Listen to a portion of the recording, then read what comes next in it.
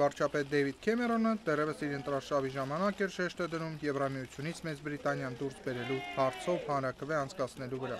BBC-ին տրված վերջին հարցազրույցի ընթացքում ԱՄՆ-ի նախագահ Օբաման այս մասին շատ պարզ է արտահայտվել։ Եվրամիության կազմում Միացյալ Թագավորության ներկայությունը ավելի մեծ վստահություն է ապահովում Եվրամիության համար։ Նիգել Ֆարաջը ծայրահեղաճ անկախություն կուսակցության ղեկավարն է։ Նա համաձայն չէ Օբամայի այս տեսակետին։ Եթե Բրիտանիան մնա Եվրամիության կազմում, այն ավելի շատ կշղթայվի եվրոպական արտաքին քաղաքականությամբ եւ ԱՄՆ-ին հավատարիմ դաշնակից մնալու ունակությունը կկրճատվի։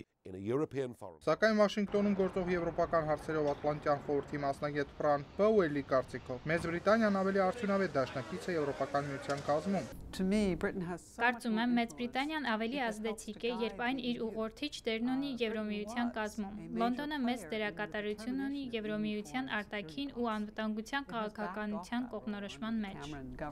Եվրամիությունից Մեծ Բրիտանիան դուրս բերելու կողմնակիցների թիվը աճում է։ Միացյալ Թագավորության անկախություն կուսակցությունը վերջին ընտրություններին ավելի քան 4 միլիոն ձայն է ստացել։ Ըստ Եվրոպական խորհրդանի անդամ Ռոջեր Հելմերի, Հունաստանի ճգնաժամը ցուցադրեց, որ տարատեսակ մշակույթների ու տնտեսությունների միությունը ուղղակի չի գործում։ Մենք տեսնում ենք, որ Հունաստանը վերածվել է երրորդ աշխարհի երկրի։ Դրանում պետք է մեղադրել միասնական դրամային միջոց մտցնողներին։